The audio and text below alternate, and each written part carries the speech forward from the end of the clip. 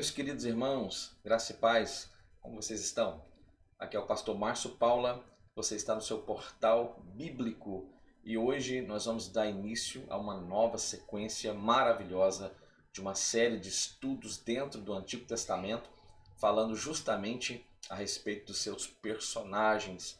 E hoje nós faremos uma introdução com este tema, personagens do Antigo Testamento, gente como a gente. Vamos falar de muitos personagens que trará de fato grande edificação espiritual para nossas vidas, advertências para nossas vidas, exemplos magníficos que de fato são importantíssimas para a nossa vida diária cristã. Eu gostaria de fazer uma breve oração e após esta oração nós iremos fazer então a leitura relacionada ao nosso assunto de hoje. Venha comigo nessa oração. Senhor, nós a Ti oramos e clamamos pelo poder que há no sangue de Jesus e suplicamos a Tua bênção para esta nova série de estudos dentro do Antigo Testamento. Iremos falar de vários personagens que nos ensinam e através de suas vidas o Senhor nos ensina e nós somos edificados para a glória do Teu nome. Assim nós oramos, crendo, faremos isso. Em nome de Jesus. Amém. Irmãos, antes de fazermos todas as nossas leituras relacionadas a este assunto que estamos começando hoje, eu gostaria de pedir que você que ainda não é inscrito neste canal, se inscreva no seu portal bíblico, assine aí no sino das notificações e o YouTube vai entender que você tem interesse no nosso conteúdo e vai notificá-lo todas as vezes que nós produzirmos um novo conteúdo. Você tem liberdade para compartilhar este nosso conteúdo no seu grupo eclesiástico, no seu devocional familiar, no seu grupo familiar. Compartilha com quem você ama, abençoe quem você ama através das reflexões dentro da palavra de Deus. Nós estamos concluindo um estudo da CPAD, a Igreja Eleita, e eu vou deixar o card aqui para você acender a playlist com todas as lições já ministradas. Também já concluímos 13 reflexões maravilhosas dentro do livro dos Salmos, Cânticos e Orações da Alma. Também você pode acender o card aqui com todas as 13 reflexões que de fato trará grande enriquecimento espiritual para a sua vida. Esta revista que estamos agora inserindo esses 13 conteúdos maravilhosos aqui no seu portal bíblico que nós vamos discorrer ao longo das próximas lições dentro deste contexto. É uma revista da CADB e eu estou convicto de que também é um material excelente para o seu enriquecimento, para o seu conhecimento bíblico. Dito isso, vamos então fazer as leituras aqui relacionadas ao nosso assunto de hoje.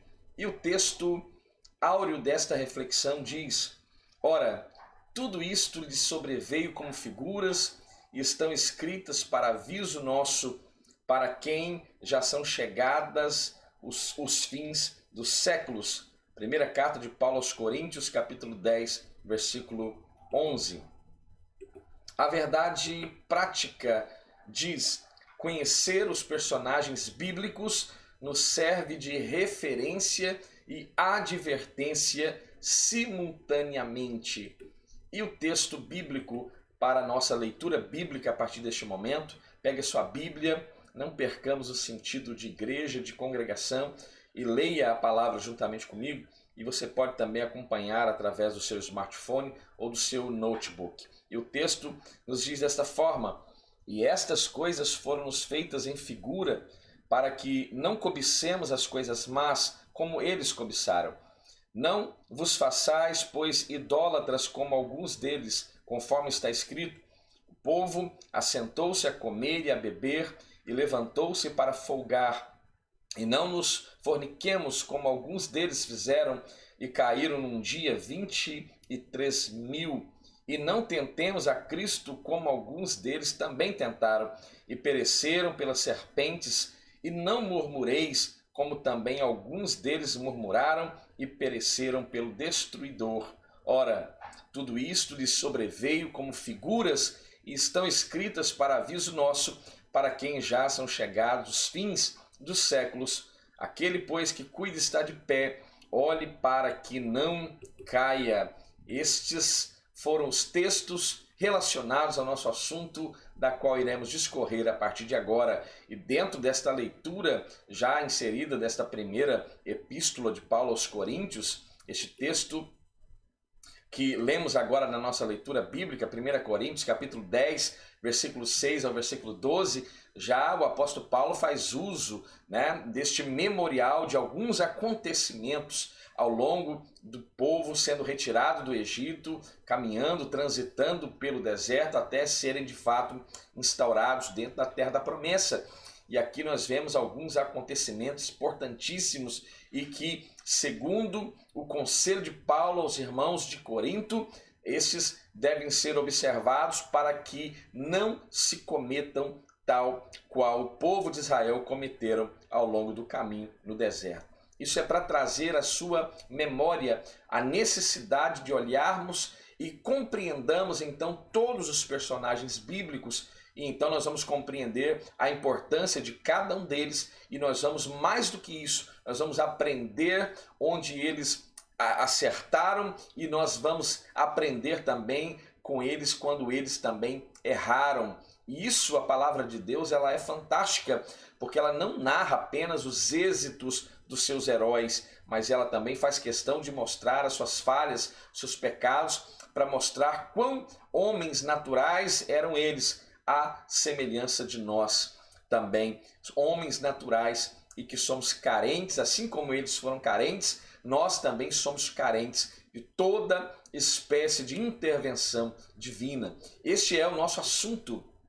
E nós iremos falar de homens como Abraão, iremos falar de algumas mulheres, iremos falar de muitos personagens ao longo das próximas reflexões extremamente importantes. E hoje nós queremos fazer uma introdução geral para que você possa se interessar por esse assunto, que você possa divulgar esse assunto no seu grupo aí, dizer, olha, o Portal Bíblico tem um conteúdo novo, maravilhoso, e nós vamos ascender ao canal, nós vamos nos inscrever no canal para que possamos ser notificados, porque o assunto é forte, o assunto é relevante para o nosso enriquecimento espiritual.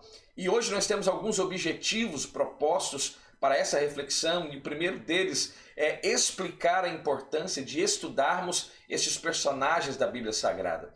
O segundo, tentar aqui na medida do possível enumerar algumas semelhanças entre nós e estes personagens bíblicos.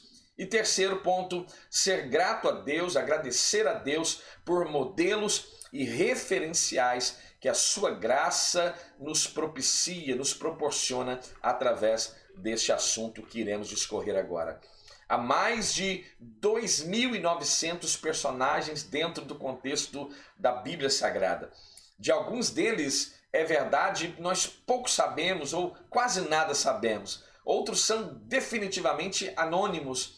E outros, como por exemplo, Abraão, Davi, Moisés, Daniel, profetas como Jeremias, Isaías, esses ocupam um grande espaço dentro da narrativa bíblica e logo nós podemos conhecê-los um pouco mais na sua intimidade, na sua conduta de vida, no seu referencial de fé e também como nós podemos aprender dentro das entrelinhas sagradas o modelo de vida que esses homens viveram e que nos ensina de forma tão maravilhosa. Então, alguns destes referenciais são referenciais bons, são referenciais de piedade, de vida com Deus, embora outros exemplos dentro da Bíblia Sagrada nós não podemos dizer a mesma coisa e nos ensina um modo de que, como cristão, nós não devemos viver.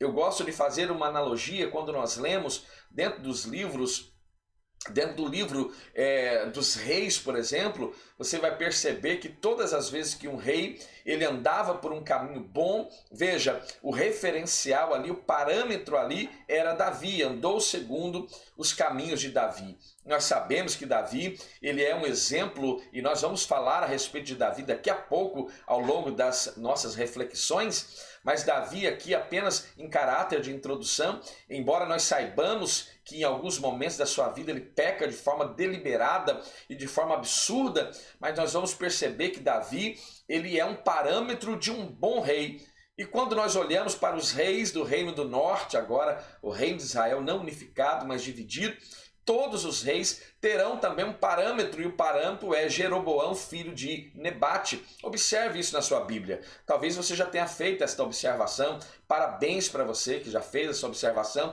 mas para você que ainda não tenha feito essa observação, faça agora e você vai perceber.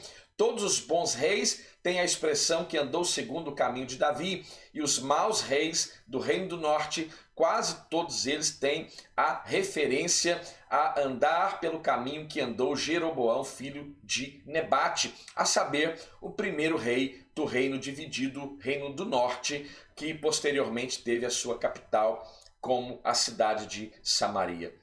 Agora falaremos a respeito das semelhanças em relação a nós desses personagens bíblicos. Por exemplo, em sua humanidade. Sermos humanos é tudo o que podemos ser, né? E isso é meio que óbvio, né? Os personagens bíblicos foram homens e mulheres e, portanto, seres humanos como eu e você. E, na verdade, o que mais eles poderiam ser? Né? Não há indignidade em sermos seres humanos. Deus nos fez assim e eu louvo a Ele por ter nos feito assim. Não é necessário que nos transformemos em seres de luz e seres espirituais para agradarmos a Deus. Jesus, ele se fez carne, ele se fez humanidade, assim como eu e você, e mesmo na sua humanidade, mesmo na sua vida natural, ele vai glorificar o nome de Deus. Jesus é um exemplo bíblico de que nós podemos, através da nossa vida, glorificar o nome de Deus. A verdade é, diga-se de passagem, que o pecado vai macular essa nossa humanidade. Aquela harmonia original instaurada no Éden foi quebrada, é verdade. Então o pecado é um problema gravíssimo que nos acometeu e todos agora nascemos debaixo desse estigma do pecado. Mas veja, igualmente é verdade que Jesus veio para possibilitar que nós sejamos então e que tornemos a ser, e de fato em Cristo nós tornamos a ser reconciliados a Deus e nos tornemos então pessoas capazes de, através de nós, do nosso estilo de vida cristã, em nome da nossa prática cristã, glorificar o nome de Deus. O ser humano é um ser único e é o único que se refere ao fato de que a Bíblia, de que Deus, é o único que de fato a Bíblia mencione que Deus tenha criado a sua imagem e a sua semelhança. Né? Todos os seres da terra foram criados pelo haja, mas o homem, Deus teve o cuidado de criar aquele boneco inanimado e soprar-lhe nas narinas o fôlego de vida e torná-lo então uma alma vivente. Deus criou você e Deus criou a mim para que possamos então glorificar o nome dele. O ser humano então é este exemplo claro da única criatura que foi feita à imagem e semelhança de Deus. E os homens dentro da Bíblia Sagrada, veja, não foram super-homens, queridos. Eles eram homens naturais como eu e você, dotados, é claro, não podemos ignorar em hipótese alguma, dotados de uma fé extraordinária, de uma fé talvez fora do nosso natural, do aspecto de fé. Então nisso eles se fazem diferentes de nós, talvez, mas é uma mostra de que nós também possamos e podemos alcançar o mesmo padrão de fé e gozar das mesmas experiências dos quais eles experimentaram em Deus. Então, eu quero fazer menção aqui daquilo que Eugene Peterson escreveu e diz que nós não nos tornamos mais espirituais, mas nos tornando menos humanos. Nós não nos tornamos mais espirituais, nos tornando menos humanos. Esta é a experiência e esse é o desafio meu e seu enquanto cristão. E talvez esta lição seja tão importante justamente por isso. Vai nos apresentar erros e acertos, modelos dos quais devemos nos agarrar a eles e modelos dos quais devemos desapegar de uma vez por todas. Então, o aspecto de humanidade é a nossa semelhança, e um outro aspecto em sua simplicidade. Essa é outra semelhança entre nós e os personagens bíblicos. Eles não foram especiais e extraordinários. Não foram nada do que nós, de fato, não possamos ser. Porque o extraordinário mesmo foi Deus que operou poderosamente em suas vidas. E exatamente este mesmo Deus deseja e pode, porque nós damos a Ele esta liberdade, esta legalidade para atuar de forma poderosa também nas nossas vidas. Deus geralmente, aprenda isso, Deus geralmente não usa grandões e poderosos. Entenda de uma vez por todas isso. Na verdade, Jesus nem mesmo os reconhece, baseado naquilo que o apóstolo Paulo, escrevendo aos irmãos de Corinto, na sua primeira carta, capítulo 1, versículo 27 ao versículo 29, eu gostaria de ler para você esse texto, diz: mas Deus escolheu as coisas loucas deste mundo para confundir as sábias, e Deus escolheu as coisas fracas deste mundo para confundir as fortes. E Deus, veja, escolheu as coisas vis deste mundo e as desprezíveis e as que não são, para aniquilar as que são, para que nenhuma carne se glorie perante ele. Este é o texto que o apóstolo Paulo escreve, inspirado pelo Espírito Santo à igreja de Corinto. Vejamos, por exemplo, dentre os personagens bíblicos, nós poderíamos citar tantos personagens, mas veja, o profeta Elias, sua origem é simples, é desprovida de glamour, um golpe no orgulho de poderosos, como na sua ocasião, na sua época, no seu tempo, no orgulho de Jezabel e do rei Acabe. Veja, ele vem de Tisbe, um lugar obscuro no sentido de desconhecido, sem um espaço sequer no mapa. Quase poderíamos dizer que ele vem de lugar nenhum. Ele é um ilustre desconhecido, sem títulos, sem projeção humana alguma. Não é um figurão, nem alguém de qualidades extraordinárias a quem julgamos distante de nós. Na verdade, a Bíblia vai dizer que ele era alguém exatamente como você, exatamente como eu, parecidíssimo ao extremo comigo e com você. À luz de Tiago, capítulo 5, 17, nós lemos que Elias era um homem sujeito às mesmas paixões que nós. E orando, veja, pediu que não chovesse. Muita gente acha que ele vai chegar diante de Acabe e vai dizer: olha, segundo a minha palavra não cai orvalho nem chuva na terra de Israel. Ok, o texto bíblico é esse mesmo, mas ele não chegou diante de Acabe por acaso. Ele não chegou ali sem que antes estivesse preparado para que tivesse tal autoridade diante do rei de Israel. E agora nós entendemos qual foi a preparação de Elias quando lemos este texto aqui já no Novo Testamento, escrito pelo meu irmão de Jesus, Tiago, quando ele diz que orando pediu para que não chovesse. Antes de decretar que não choveria, ele orou, ele buscou a Deus para certificar que a palavra liberada por ele estivesse relacionada com a vontade soberana de Deus. E então, por 3 anos e 6 meses, não choveu sobre a terra. Entenda uma coisa, não é a minha palavra, não é a sua palavra que não torna vazia, mas a Bíblia diz que assim como a chuva, como a neve cai do céu e ela vai irrigar a terra para fazer germinar a semente que foi plantada pelo lavrador,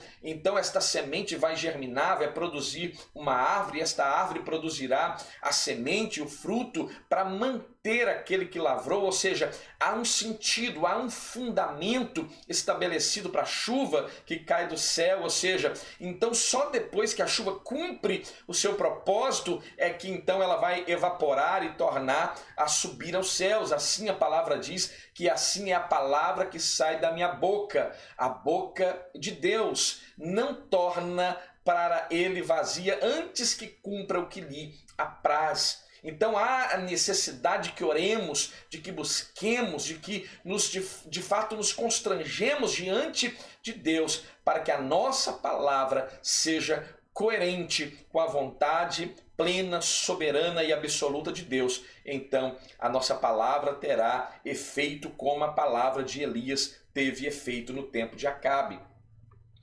O terceiro ponto, nós somos semelhantes a eles nas suas limitações.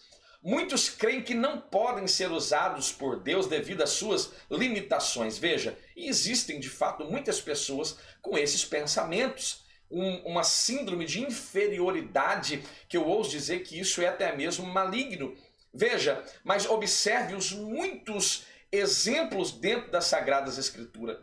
Desde o início da saga bíblica, vemos homens e mulheres apresentando a Deus suas falhas, suas limitações, como desculpas, logo depois ouvirem dele que isso jamais seria um impeditivo, né? A minha tribo é a melhor da casa do meu pai, eu não sei falar, né? Pessoas buscando meios para recusar ou fazendo uma autodepreciação de si mesmo, ignorando que não é a minha natureza, não são as minhas habilidades naturais que me fazem ser instrumento de Deus, mas Deus faz uso dessas habilidades naturais e o seu poder se aprimorando na minha fraqueza me torna então forte e um potencial ganhador de almas para o reino de Deus. Veja, isso não pode ser impedimento, suas limitações não podem ser impedimento, porque não há nada que seja bastante difícil para o seu Deus. Abraão, por exemplo, com medo de morrer, até mesmo expôs Sara a um problema gravíssimo lá no Egito. De Moisés nós temos dentro da palavra de Deus dizendo que a minha fala é muito pesada, né? Nós vemos Jonas preferindo a ruína dos ninivitas. Veja, quantas questões que é tão particular a nós vemos dentro da palavra de Deus. Jacó é um exemplo bíblico que ele era complicado até no nome, e nós sabemos que os nomes naquele contexto judaico eram circunstancial, e o nome Jacó, aquele que agarra o calcanhar, tem um sentido até mesmo profético na sua vida. E veja, outros agora dentro do contexto neotestamentário, Paulo, o apóstolo dos gentios, agonizava devido às suas fraquezas e necessidades e um espinho cravado na sua carne. Veja, nada disso os impediu de serem frutíferos e usados por Deus. Nossas limitações não nos tornam improdutivos para Deus.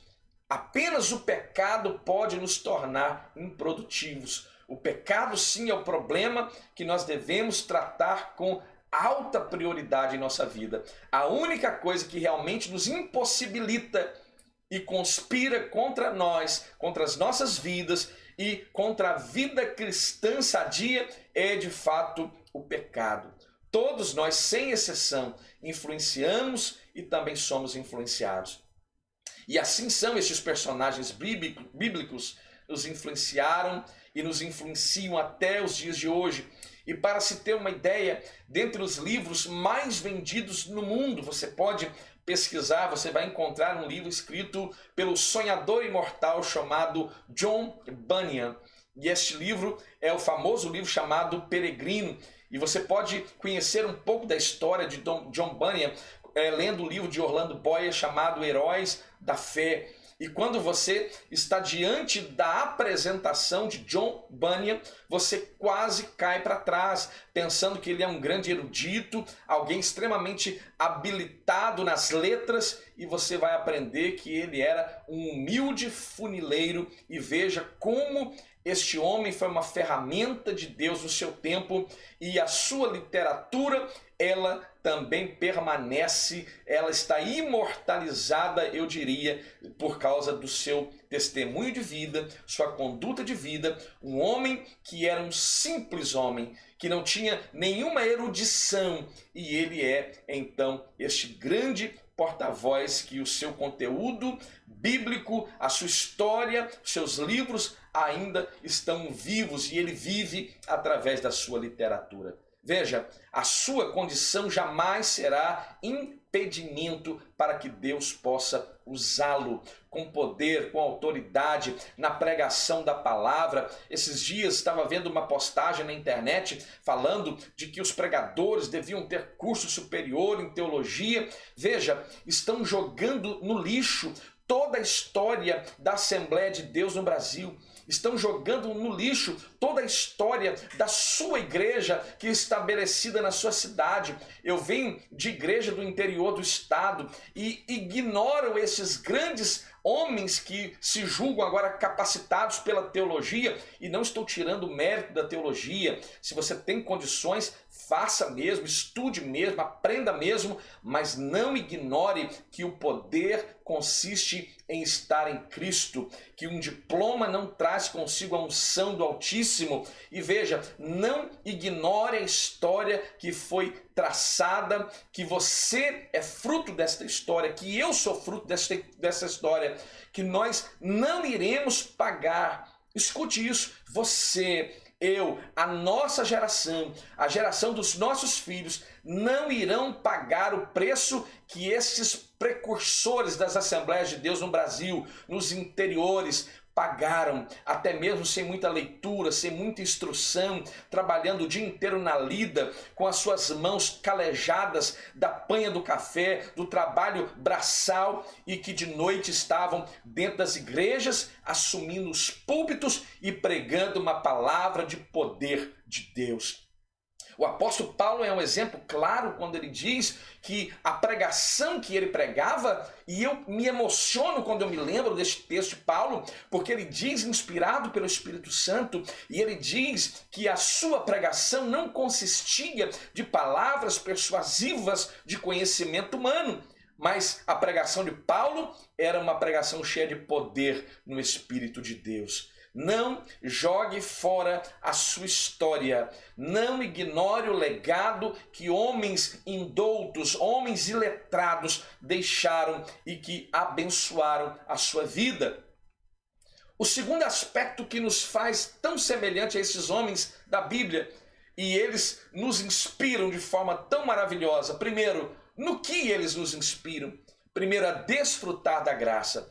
Os personagens da Bíblia Sagrada foram homens e mulheres cujas vidas foram transbordadas da graça divina. Na realidade, se tem algo que aprendemos com as nossas limitações, é justamente isso, que servem para que o aperfeiçoamento do poder de Deus seja evidente na nossa vida. Foi isso que Deus disse para o apóstolo Paulo diante de sua insistência em se ver livre das suas fraquezas, e o Senhor disse a ele: a minha graça, Paulo, te basta, porque o meu poder se aperfeiçoa na sua fraqueza. Graça é aquilo que temos de Deus diante do reconhecimento de que somos fracos, de que somos imperfeitos, de que somos limitados e de que somos de fato dependentes dele, porque ele mesmo disse: sem mim nada podeis fazer. É entender esta palavra e reconhecer: de fato, sem ti nada posso fazer, então a minha dependência está toda em ti, e o aspecto graça se evidencia de forma imediata na sua vida. Então veja, nossas limitações trazem à nossa memória esta convicção. Temos, porém, este tesouro em vasos de barro, para que a excelência do poder seja de Deus e não de nós. Louvado seja o nome do Senhor. Segundo, no que eles nos inspiram? A imitar seus acertos. Os personagens da Bíblia Sagrada servem de modelo, um parâmetro quando fazem o que é bom, quando fizeram o que é errado, quando acertaram e quando erraram. Gente sensata se inspira em bons modelos. Que você seja esta pessoa sensata que se inspira em ótimos modelos, tanto os bíblicos como na nossa sociedade atual. Nós também temos alguns modelos que podem ser observados. Na Bíblia temos muitos exemplos de pessoas que nos mostram que vale a pena ser fiel e andar na presença de Deus. E vale a pena mesmo, querido. Vale a pena. Se há algo que vale a pena na nossa trajetória, é aqui nesta terra, nessa trajetória efêmera, que é como um vapor que logo se esvai, é viver nesta dependência plena e absoluta e andar fielmente na presença de Deus. Já se disse que a tendência é você acabar ficando parecido com aquelas pessoas que você admira. Veja, a tendência é que você se torne um pouco parecido com aquela pessoa que você se admira. Então vai meu conselho, veja quem você tem admirado. Veja de fato em quem você tem se espelhado para que você então se torne uma pessoa melhor a cada dia. Você conhece a história de Jonatas e Davi? Você conhece a lealdade que havia entre eles? Mefibosete, filho de Jonatas, foi abençoado de forma tão maravilhosa justamente por causa do relacionamento que Jonatas tinha com Davi. Alguns também podem se lembrar aqui, por exemplo, da cortesia, da liberalidade daquela sunamita em cuidar de Eliseu. E tudo isso feito de forma espontânea, de forma deliberada, de forma desinteressada, eu diria. Porque hoje muitos querem te ajudar, muitos querem fazer algo por você, mas veja, por trás sempre tem um pretexto, sempre tem algo para que se barganhe. E estas pessoas, esses personagens bíblicos nos ensinam que eles faziam e faziam de forma desinteressada. Você também pode conhecer a gratidão daquela mulher que derrama aquele unguento preciosíssimo e caríssimo sobre os pés de Jesus. O que ela queria em troca? Não queria nada em troca. Há muitos exemplos, eu diria, inspiradores dentro de todo o contexto da palavra de Deus. O terceiro ponto diz que eles nos ensinam. E nos ensinam o quê? Primeiro, a evitar os seus erros. Muitos dos personagens bíblicos, inclusive gente piedosa como Davi, cometeram pecados grosseiros e terríveis como homicídio, assassinato, arrogância e outros. E esse texto está muito vívido na minha mente. Eu estou num propósito de leitura bíblica novamente e eu estou justamente no segundo livro de Samuel, e ali você conhece bem na intimidade aquilo que Davi fez, que aborreceu a Deus, né? Uma pessoa piedosa, o homem que fora segundo o coração de Deus.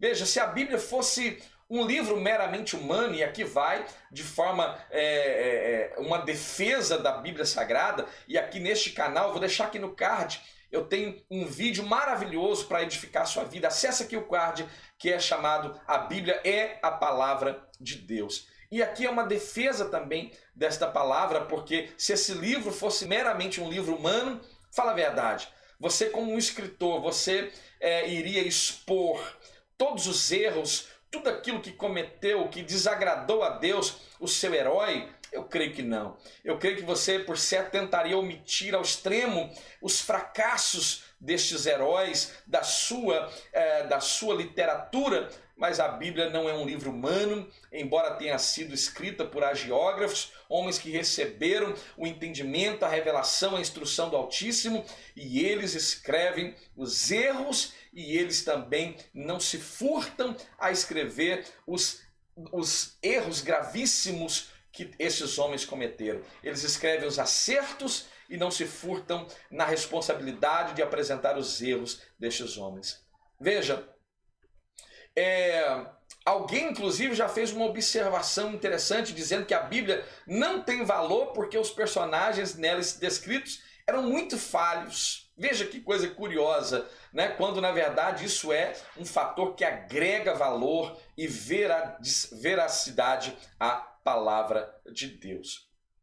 Mas é o inverso, se a Bíblia não mencionasse falhas e pecados dos seus personagens, logo isso então nos mostraria que este livro não poderia ser levado em consideração porque de fato não seria verdadeiro. É interessante notar que nós, enquanto nova natureza, não podemos esquecer aquilo que disse Martinho Lutero. O grande reformador, ele disse certa vez: pensei que o velho homem tinha morrido nas águas batismais, mas descobri que aquele infeliz sabia nadar. e agora tenho que matá-lo todos os dias. Isso é algo que você, em uma avaliação honesta, você concorda plenamente com esta palavra e você aplica esta palavra na sua vida, mortificando a velha natureza, a sua carne, a todos os momentos da sua vida. O que mais aprendemos? A não ser desqualificado. Todos nós corremos este risco. Ninguém foi eleito e colocado acima do bem e do mal. Ninguém.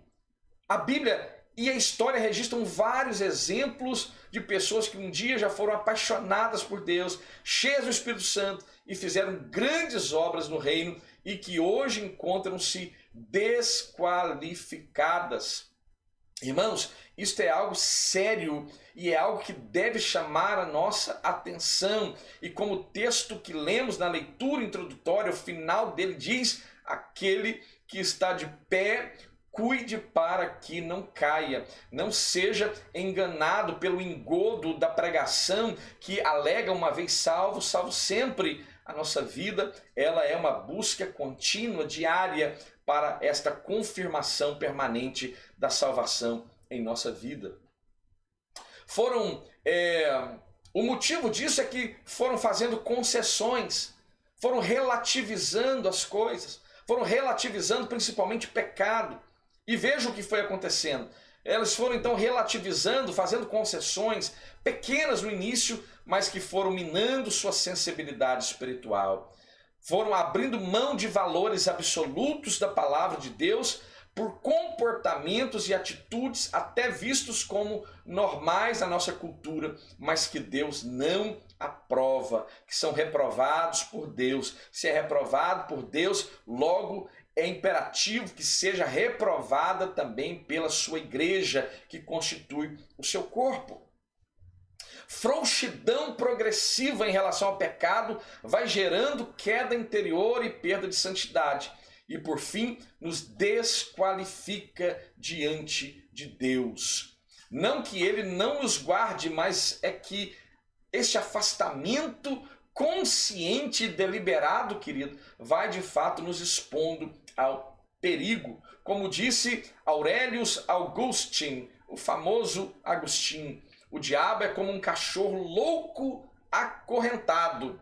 Não é capaz de nos prejudicar quando estamos fora do seu alcance. E como eu sempre tenho o prazer de dizer, e eu falo com propriedade, o nosso adversário, ele é mais oportunista do que poderoso. Se você não abrir brecha, se as arestas estiverem totalmente aparadas, ele não terá liberdade para atuar em hipótese alguma, mas achando ele um meio de entrar, ele entra e faz um estrago terrível. Sejamos prudentes e aprendemos dentro de todo o enredo que iremos refletir ao longo das próximas lições. Este assunto será abordado com mais propriedade, mais profundidade. A nossa aplicação nesse momento diz que sempre haverá para nós, para mim e para você, bons e maus exemplos. Resta saber para onde nós devemos olhar. Onde está o nosso foco? É você que ajusta o seu foco. É você que ajusta o foco. É você que mira os seus olhos. É você que direciona os seus olhos. E aonde você tem colocado os seus olhos? Em quais exemplos? Nos bons ou nos más? Pessoas sérias que andam com Deus ou gente sem compromisso com Deus, gente sem compromisso com a palavra, gente sem compromisso com o seu semelhante. Qual é o tipo de caráter que você deseja edificar e construir na sua vida e no seu relacionamento com Deus? Pessoas regeneradas e cuja vida de oração é contagiante, ou gente mundana cuja vida prática nega o evangelho? Qual desses dois você pretende observar e ter como um exemplo para a sua vida? Gente santa ou gente ímpia? E aqui eu fecho esta indagação para a sua reflexão. Nós teremos tempo para refletir e a Bíblia é uma ferramenta maravilhosa que nos instrui e nos mostra direções às quais devemos andar. Eu quero falar para você que ficou até agora, você que ainda está nesse vídeo, não se inscreveu, se inscreva, ative o sino das notificações, compartilhe esse conteúdo nas suas mídias sociais, Abençoe quem você ama através desta palavra e que o Espírito Santo possa aplicar de forma ainda mais poderosa e que ele possa trazer interesse ao seu coração para as demais reflexões. Esta é a minha oração e a faço no nome de Jesus. Que Deus abençoe a sua vida. Fiquem bem, fiquem em paz e até a próxima.